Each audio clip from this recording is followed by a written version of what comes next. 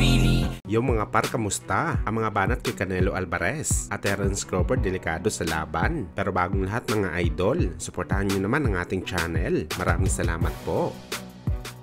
So matapos nga po pulbusin ng Mexican superstar Canelo Alvarez, ang kanyang kalaban na si Charlo sa kanilang undisputed fight noong linggo, at matagumpay nito din depensahan ang kanyang 4 na titulo sa pangatlong pagkakataon, kung saan mga idol matapos ang impressive na panalo ni Canelo kay Charlo, kaagad po talaga nag-angas ang Meksikano sa mga kapwa nito fighter, partikular na sa kanyang division sa super middleweight. At ayon kay Canelo mga idol, siya daw ang pinaka-the best sa lahat, at wala daw kahit sino man ang makakatalo sa ganitong version ni Canelo na lumaban kay Charlo. Well, hindi nga mga idol naging maganda ang tugon ng mga ilang boxing fans sa mga sinabi ni Canelo na siya daw ang the best sa lahat. Maraming mga fans ang may tiwala na hype lang daw ito ni Canelo sa kanyang sarili para sabihin na wala makakatalo sa kanya matapos magpakita ng malahalimaw na galawan sa laban nito kay Charlo. Paano daw siya mga idol hindi magiging mukhang halimaw sa laban nito kay Charlo? Ang kalaban niya isang natural junior middleweight fighter na halos 12 pounds ang baba sa timbang ni Canelo. Makikita naman daw talaga natin na iba talaga ang lakas ng isang super middleweight kaysa sa 154 pounder. At paano daw mga idol masasabi ni Canelo na siya ang pinaka-the best sa kanyang dibisyon kung hindi naman ito nilalabanan ng fighter na may kakayahan na tumapat sa kanyang galing sa bakbakan? Ito nga mga idol si David Benavidez na pagtungtong ng 2024. 3 taon na mandatory challenger si David Benavidez kay Canelo, pero hanggang sa ngayon hindi pa rin pumapalag ang Meksikano, at sa halip pinapalagan nito ang mga fighter na mas mababang dibisyon kontra sa kanya. Dagdag pa sa mga sinabi ni Canelo mga idol, tinalo nga daw siya ni Dimitri Bivol, pero hindi daw ibig sabihin nito magaling na daw ang Ruso kaysa sa kanya. Siya pa rin daw ang the best. Well, ang tanong ng mga fans dito mga idol, bakit ayaw gamitin ni Canelo ang kanyang rematch clause kay Bivol, kung saan nagbigay pa nga ng partida ang Russian fighter na willing daw siya lumaban kay Canelo sa kanyang sariling division sa 168 pounds. Napaka-weird talaga mga idol kung bakit ayaw lumaban ni Canelo.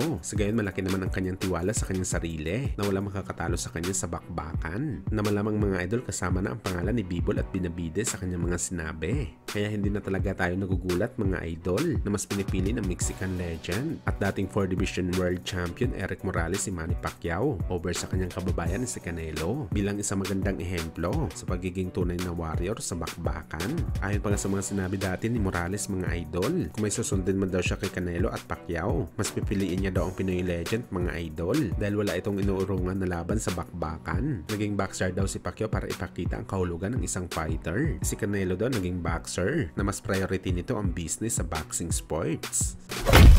Sa kabilang banda naman mga idol, matapos nga po ang matinding real talk ni Timothy Bradley sa naging galawan ni Charlo sa laban nito kay Canelo, kung saan sinabihan niya ito mga idol na pumunta lang daw si Charlo sa laban para makakuha ng malaking pera, hindi para i-upset at manalo kay Canelo sa bakbakan. At sa ngayon mga idol, prangkang sinabi naman ni Bradley Boy sakali may ikasado ang bakbakan ni Canelo at Crawford para sa next fight ng Meksikano. Ngayon pa lang daw mga idol sinasabi na ni Bradley na bababa ang porsyento ni Terence Crawford para talunin si Canelo sa bakbakan. Nasa 30% lang daw ang tsansa nito para i-upset si Canelo. Iba daw talaga mga idol ang laki ni Canelo kumpara kay Crawford. Talagang sasaktan ng gusto ng Meksikano si Crawford sa laban. Baka kumalasin pa, baka madisgrasya pa sa laban ang American fighter. Well, base sa lakas ni Canelo mga idol, naku baka isang suntok pa lamang ng Meksikano, baka mayupi na ang katawan ng welterweight superstar.